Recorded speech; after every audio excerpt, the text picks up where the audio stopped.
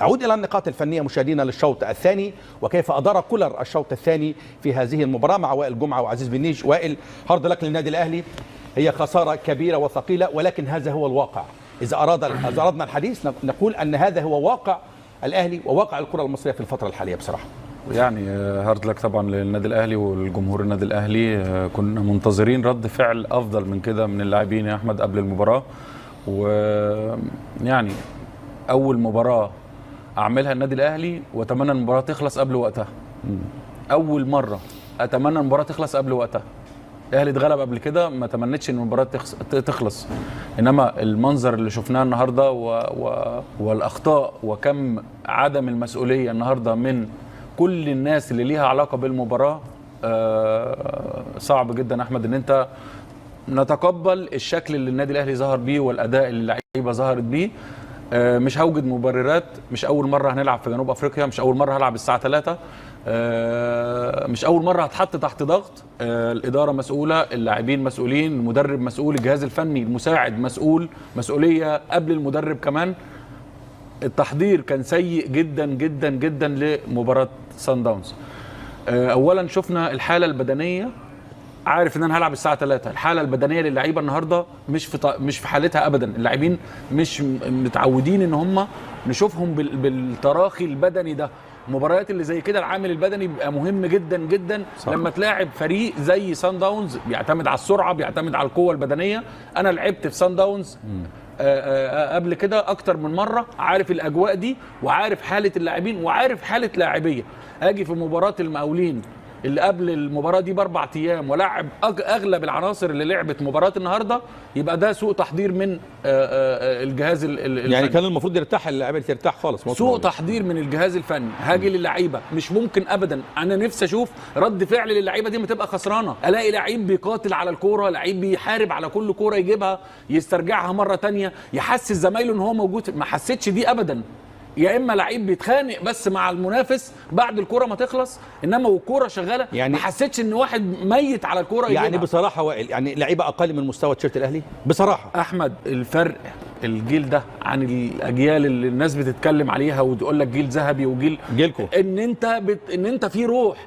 انا ما حسيتش ان واحد بيترقص التاني داخل يغطيه، داخل يجيب الكوره. الوحيد اللي حسيت ان هو عنده روح النهارده بيرسي تاو، عشان بيلعب قدام جماهير. الوحيد اللي حسيت انه عنده روح وبيقاتل وعايز يخش يجيب الكوره من الشبكه بيرسي تاو. الوحيد اللي بيجيب الجول، وعمل الجول الاولاني وسجل الهدف الثاني وحط كوره بعد كده في القائم وعمل الخطوره كلها. يعني اخطاء كتير جدا. الجهاز الفني زي ما قلت لك عليه مسؤوليه، المدرب عليه مسؤوليه. التغييرات النهارده في تغييرات كتير متاخره، زي تغيير كهربا، تغيير قندوسي ما كانش له. قندوسي كان كويس جدا. عدم نزول مروان عطيه، هو وقف واحد في وسط الملعب الفتره اللي فاتت. اخطاء كتير جدا. اللعيبه بقول لك روح النادي الاهلي مش موجوده. كنا مميزين بدي. ابقى خسران احس ان في الم نفسي في الملعب، اللعيبه تبقى قريبه من بعضها. كل ده ما شفناهوش النهارده. اداره النادي في عدم تدعيم الفريق في بعض اللعيبه يا احمد، في بعض المراكز اللي فيها مشكله. هي في مراكز بس في صفقات غير جيده، يعني اسماء، يعني مش هنخش في تفاصيل كتير، بس تدعيمات غير منطقيه او غير جيده. الخساره دي بيتحملها كل الناس، مش هيتحملها اللاعبين بس. النهارده انا قلت لك قبل الماتش اللعيبه تتحمل وقوع النادي الاهلي في الازمه دي، انما احنا بعد المباراه باللي شفناه ده لا، خطأ مشترك بيبين الحاله اللي فيها النادي الاهلي. ثم هبلور ده كله جوه الازمه اللي فيها الكره المصريه. المقدمه احنا عايشين في وضع صعب جدا. لا عندك جمهور ولا عندك حضور جماهيري. كيف يتعامل الاهلي في اخر حاجه؟ كيف يتعامل الاهلي مع المرحله القادمه ومتبقي جولتين فقط في هذه البطوله ويتشبث بالامل الضعيف؟ هو للاسف الاهلي مصيره مش في ايده دلوقتي، مصيره في ايد سان داونز ومباراته مع الهلال.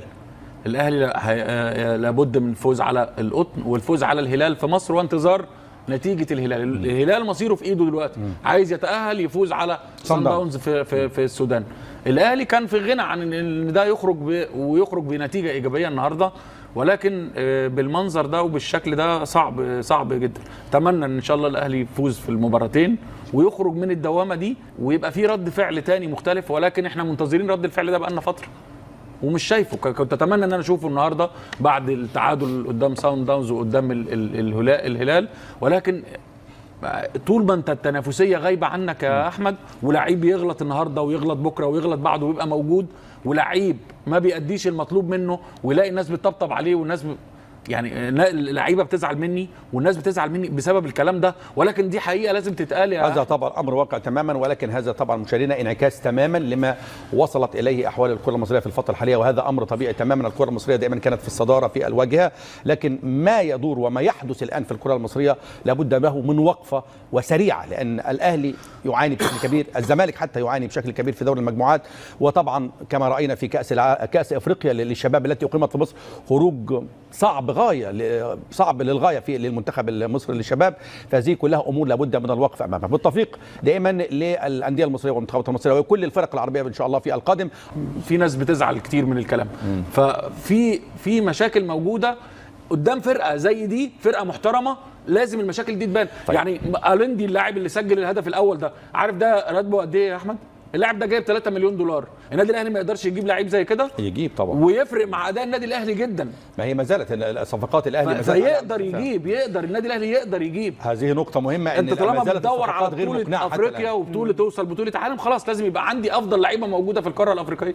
تمام، يعني انت تعيد بعض المشاكل لبعض العناصر داخل النادي الاهلي ايضا اخرى في استقطاب بعض العناصر غير جيده. المدرب طلب لاعبين ولم ياتوا بالعناصر التي طلبها المدرب.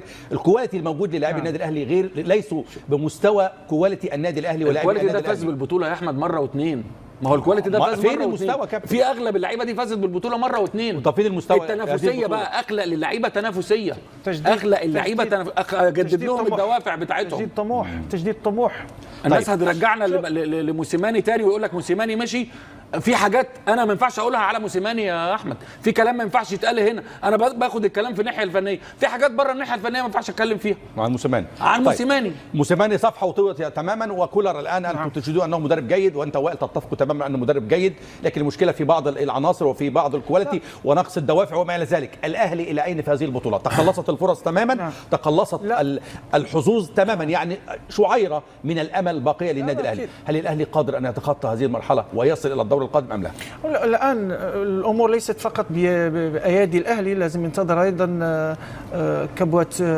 كبوة الهلال عنده مباراتين أيضا، إذا أخذ نقطة أو فاز على ماميلودي سانداز انتهت الأمور.